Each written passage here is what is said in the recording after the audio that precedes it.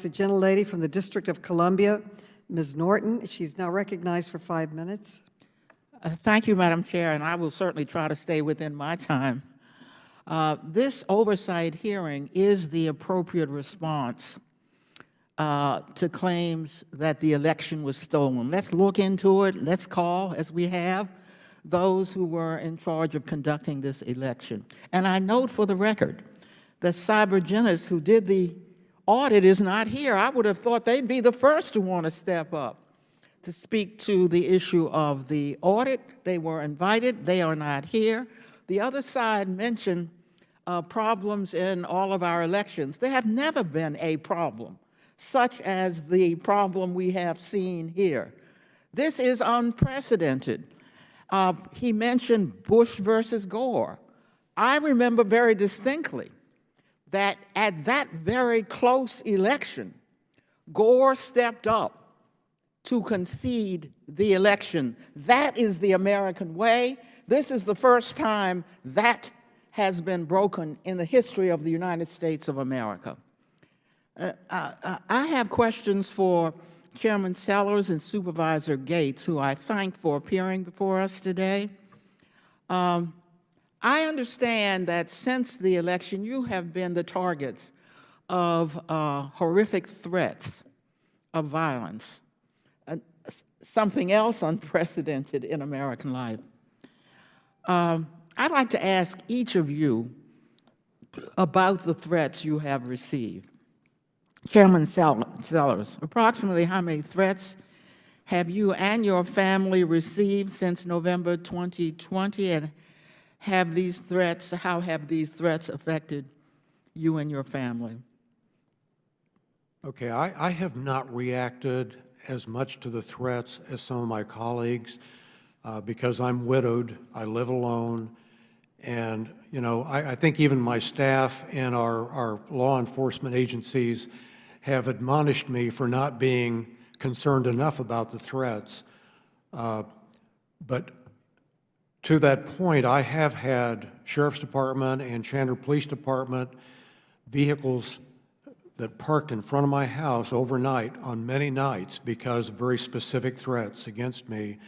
And in fact, the Maricopa County Sheriff told me, if you don't have a Ring doorbell, I will buy you one if you're not willing to buy one for yourself. And I now have one of those as well, just to enhance the security where I live.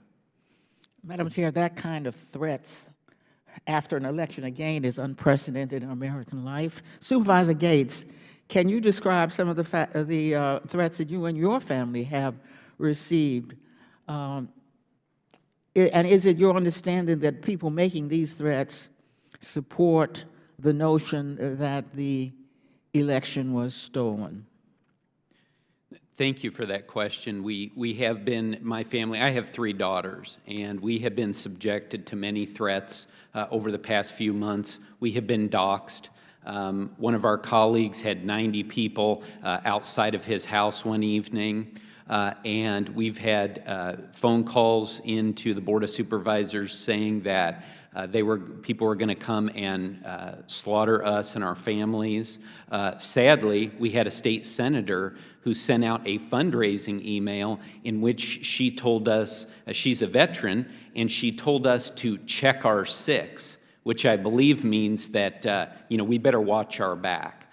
This is clearly an attempt by people, and we see it on both sides of the aisle, sadly, people all across the spectrum. But for us, it's generally been people who have been unhappy with the election result. There's been an attempt to intimidate us and intimidating others who are doing elections work. And that's what I'm most concerned about, is that this would deter good people who want to be involved in running elections in the future from getting involved in making a difference. Vice Chairman Gates, that's a very important point. These are volunteers. We need them every election. Could I ask you, Chairman Sellers, have other supervisors and employees of the county been targeted by similar threats of the kind that you and the Vice Chairman have mentioned? Yes, absolutely. And in fact, you know, we had a fence put up around our building in downtown Phoenix, a fence put up around our election headquarters. just to protect the employees who are, and the important thing to me is that the Elections Department people are nonpartisan, people that have worked through all the elections without any political involvement at all. They are just experts at what they do, and yet they as well were getting threats. Madam Chair, this has been important to put on the record. This kind of conduct you would expect in an autocratic republic, not a democracy like the United States of America. That's why this hearing is so important, and I thank you. Thank you.